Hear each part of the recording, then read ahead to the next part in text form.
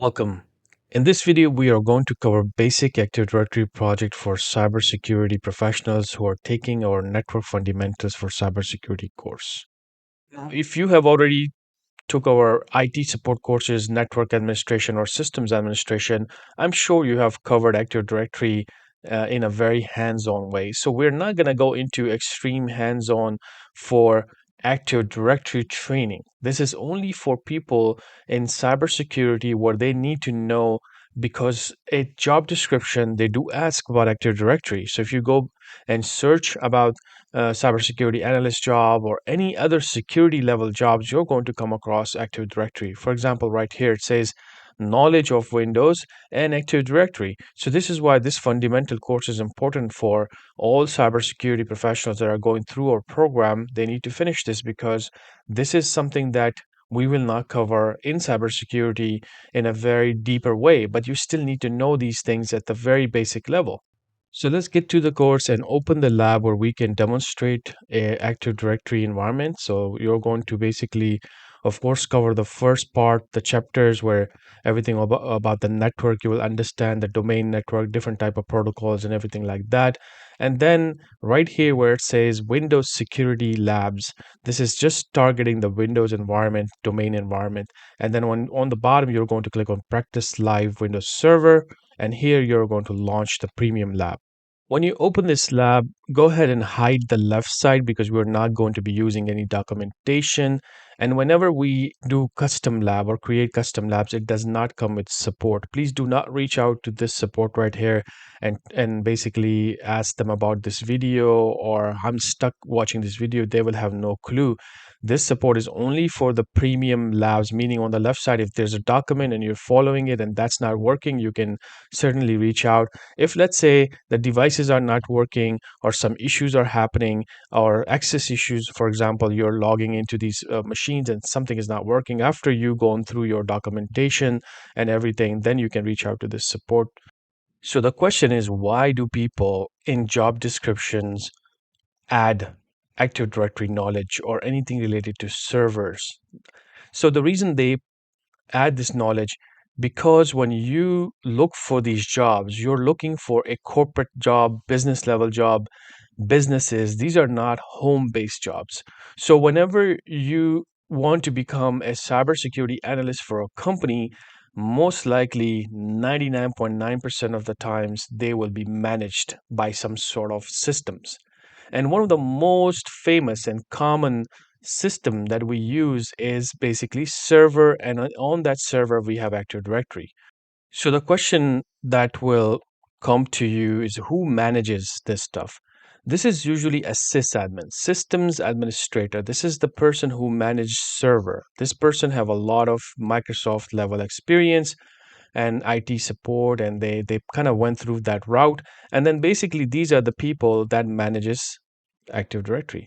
Of course, a company can name them network engineer, network administrator, but normally we call them sysadmins because that's where they control the systems and servers, and that sort of skill set is required. So you may think, well, Danish, if sysadmin is doing all this Active Directory work, then as a cybersecurity analyst, why do I have to work on Active Directory? Well, think about it. If you are the person who is going to be checking the logs, security, vulnerability, or let's say whatever title you have in that company as a security professional, and you're the main person to control the devices, their security best practices, wouldn't you be interested in how this sysadmin is doing the setup for Active Directory, or how he is basically using the password policy, how he's using the group policy, how are they using logs, how are they using Active Directory, the maintenance of it, are they deleting, disabling some of the guest accounts or some of the vendor account, what is the practices? Wouldn't you be interested in that? Now, not interest, this is actually your job. So as a IT security administrator, cybersecurity analyst, whatever you name it, and if you are the person that was hired for this specific reason, then this is why you need to know Active Directory for one reason. Now, the second reason is that because you are working in a domain connected environment, meaning every single machine that you're going to come across in your environments most likely are going to be connected to this Active Directory. So it would make sense for you to basically understand Active Directory because that is where the access is coming from. So if another somebody with a bad intention gets into your Active Directory, you are done there, right? If they can get to the domain controller account or the domain admin accounts, you will be basically responsible because you are the security person. Didn't you do the work? Didn't you make sure that nobody else have domain admin accounts if they don't need it? And especially, this is a common thing that we give domain admin access to IT support and other professionals because we want to make things easier. So, what did you do to make sure that you limit that sort of things? Now, a lot of this is going to be helped by a sysadmin because they are going to be more technical than you, but you still have to know all of these things to make sure you are able to create a policy around it. So you can implement it or you can give the task to somebody else and they can do it and they will make it at least secure. And the more advanced you get into cybersecurity, and let's say you want to become a pen tester or CEH or ethical hacker, then of course you will need to know even more about Active Directory because this is kind of like the what you want to target in most of the companies.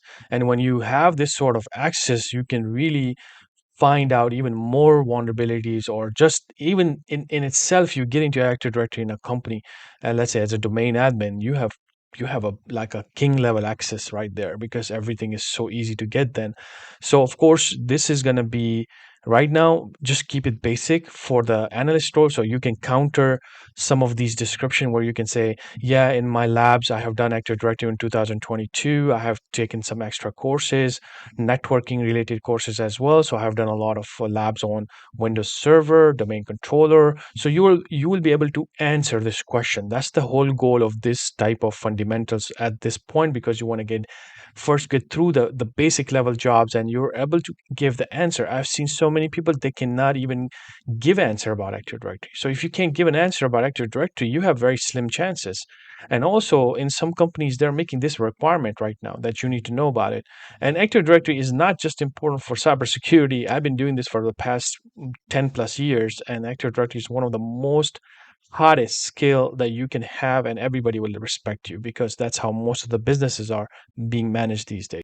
So now that we have cleared a lot of things, let's go ahead and explore some of it practically. So as I mentioned, in the company, you're going to come across a domain controller that will have Active Directory already installed and being managed by a sysadmin. So where is that? So once you go to your server, let's go ahead and click on this server. And when you open it, you're going to basically open a server manager. This automatically opens up whenever you start the server. But if you don't see it, you can always go to start like this and then basically click on Server Manager. There are different ways as well. You can also click on Windows Administrative Tools, but I'm going to show you from the Server Manager. So let's go ahead and open that. So here you go. We got the Server Manager open. You're going to click on Tools, and this is where Active Directory users and computers will show. Let's go ahead and maximize this. And this is the domain practicelabs.com. In your company, it's going to say something like jss.com, HQ.headquarter. People use these names like corporate CE, corporate CEC, so many different initials that people use. You're going to see that over here. So that's going to be your Active Directory domain name. And then inside, you see there's computers right here. So inside the computers, you see any computers that are being managed by Active Directory, it's going to show right here. So PLAB M01 and Win10, which is both being managed by Active Directory. So when I say manage, what does it mean? Like I can right click and disable the account. This means if this person or this individual try to log into this machine, they will have no access. Unless they have a local account or local admin account access, they can do that. But this is why it's being managed because not a lot of people are going to have local admin access if somebody comes from outside. And I just say, I'm going to disable this account, then nobody can basically get into this account with Active Directory credentials. Now you must be wondering how did you added the account to the Active Directory? And this could be a basic IT support level question. But if somebody wants to test your basic understanding of Active Directory, they're not going to ask you, let's go ahead and find a vulnerability in Active Directory. If that is the key, like if they're just wanting to know the basics, they probably will say, do you even know how to add a computer to Active Directory? So that's very simple. If you go to the PLAB Win10 machine, Now, this is already added to the Active Directory. As you can see, it's logging into the account, but I'm going to show you where you can actually add a machine to the Active Directory. So all you got to do is to go to right click on the start, go to system. Now, there are many other ways you can do it, but I'm showing you the simplest way and more GUI way so you understand this and remember it.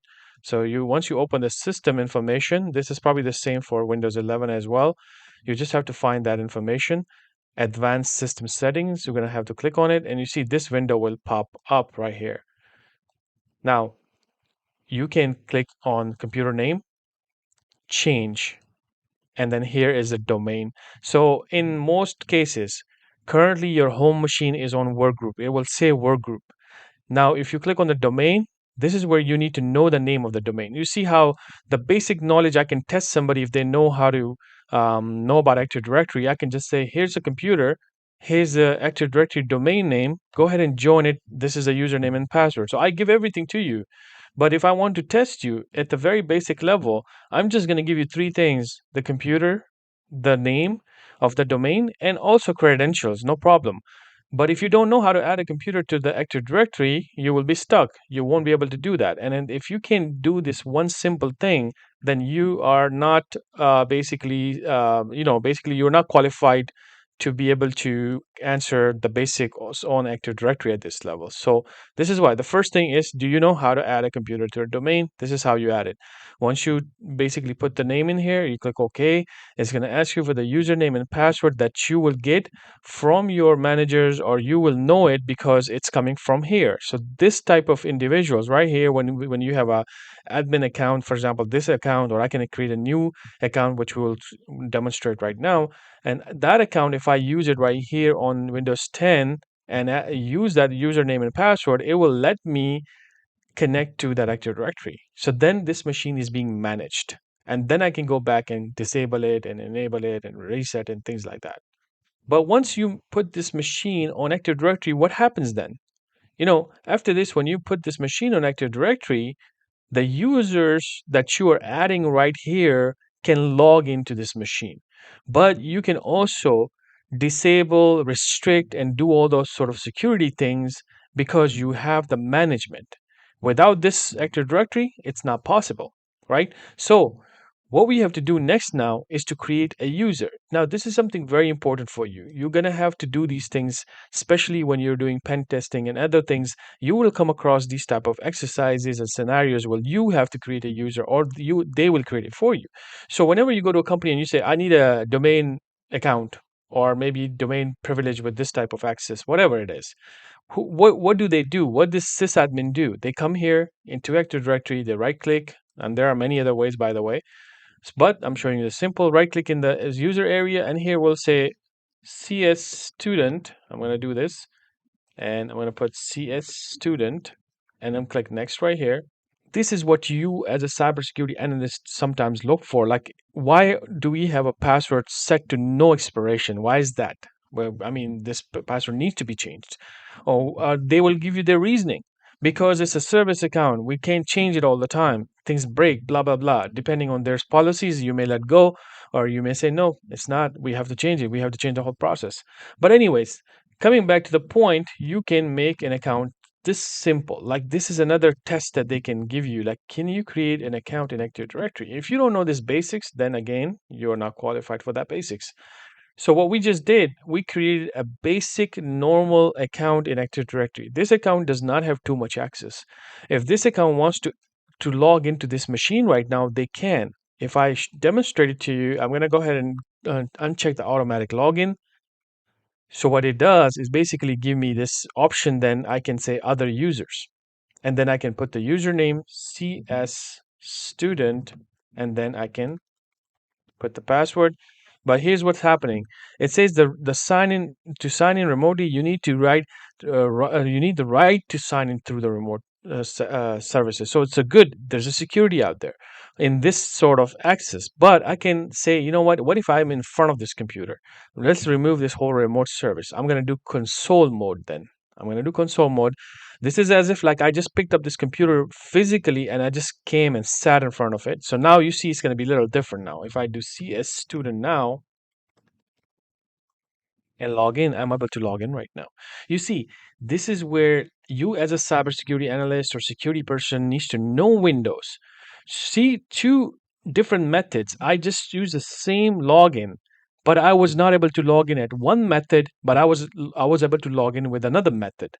So this is something, if you don't understand these things at the access level, then it's really hard for you to do technical cybersecurity or advance in this career at that level because you don't understand how accesses work. So that is just the computer management part and the user management part. Let's go back to the Active Directory. And here, take some time, watch some of our other videos on YouTube or other courses. Take some time, create some users right here, reset their passwords, and search around because searching is the key in Active Directory. How quickly can you search things makes it super easy. So create some groups. This is exactly how people create their environments. So the more understanding that you have in this area, the better your confidence is going to be when you go to the interview, or let's say you start working somewhere and you just immediately see Active Directory, you're going to be in a good shape. Next, I want you to focus on another very important part, and that's group policy. Now, just like Active Directory, we use group policy to refine some of the access to fine grain a lot of things. For example, password. So when you added that user, it came with a default password policy, but most of the companies don't go with default. They will actually create their own fine grained policy for password and many other things. So if let's go to the server manager again, how do you open group policy? Same way, you're going to go to tools, and here you see group policy management. We're going to open that. So when you work in a Windows environment, and let's say this company is pretty much hardcore on Windows, it's really hard for you to find out what happened here, who did what. So the best thing for you to understand, if somebody wants to test you, how quickly can you find the changes in group policy? You're going to come to the domain expanded, click on practicelabs.com, and then here basically we're going to expand it, click on the default domain policy or whichever domain policy they're using. That's going to be their main policy. They may have multiple policies, by the way, but for you to quickly find out what's going on in this policy, click on the settings right here. It is going to generate a report. And when you do show all, you can print it and kind of like go over if they have something special going on. So, for example, in here, you see that we have a password policy set. But if you look at the password must meet the complexity is enabled, and basically store password using revision encryption disabled. Okay. So you must be wondering, okay, is there any lockout policies? Because what if somebody wants to hack into those computers and use all these brute force attacks and so many different type of password attacks? If they want to use that on a system, how can we then basically protect that? So of course, this is extremely basic stuff right here. So when you want to change this kind of policy, what do you do in Active Directory or environment, domain environment? You're going to right click, go to edit, and there you go. We got policies right here. We're going to click on policies, and this is where we're going to basically expand most of this. And just to showcase, like, hey, we can control so many things. But if you come to the Windows settings here, you see we have the policies, security policies right here. So in security policy, then we have account policies. And this is where all that policies are coming from. So if you double click on this policy, you see this is where it's actually coming from. You can also use command lines, but I'm not going to go through that. That's something you can do later on. A lot of people use PowerShell as well.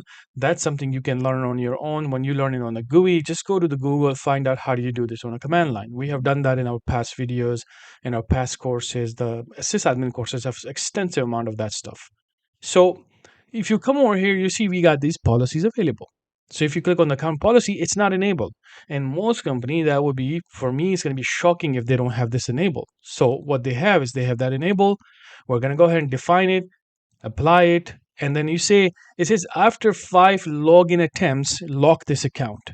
So what happens when somebody try to use a wrong password for the five times on this machine? They're gonna get locked out, and then usually they call the help desk. The help desk confirms, and then they reset it after confirmation. But if somebody's trying to attack it or some system is trying to attack it, then they will also find out, right? Because they have logs. So then this is where maybe this is more of like a sysadmin probably configured this thing, or maybe a security engineer, who knows. So you get a log Why is this account keep getting locked out? I need some sort of log. So that logging piece is also a skill set on how do you then get all these logs in your email, in some sort of whatever you have system, maybe some sort of log collection tool. Where there are many out there that you're going to learn later on in more advanced courses.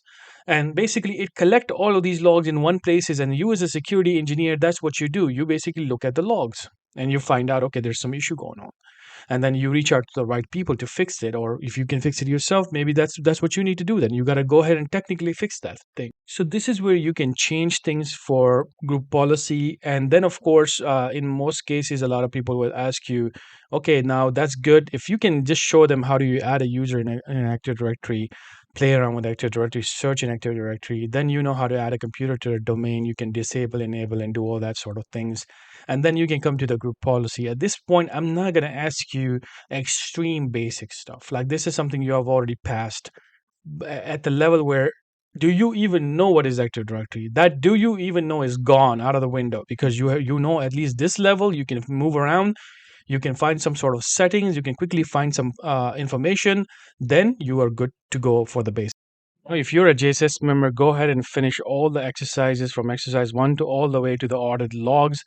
By doing these type of exercises, you're going to be very confident on group policy side as well. And after this, you should just stop Active Directory and move on with the next level courses in cybersecurity. After this, you're going to do cloud security a little bit, and then you need to go to Linux. Please do not get stuck in learning Active Directory, because this is not the point of this course. The point is you need to get the fundamentals, get the idea, get some sort of practice so you can counter a question in the job description. Because our goal is, one, to either get a job, or let's say if you have a job, then you are not becoming an Active Directory master right here. Keep that in your mind. Make sure that does not confuse you with other type of learning. You have a goal, you have a lot of hands-on skills to cover for cybersecurity after this. So make sure you are very targeted in that. So if this is it, you have done all this stuff. If you have a good amount of Active Directory basics at this point, you need to stop Active Directory, and let's move on to what the cybersecurity is going to teach you next in the rest of the modules and courses.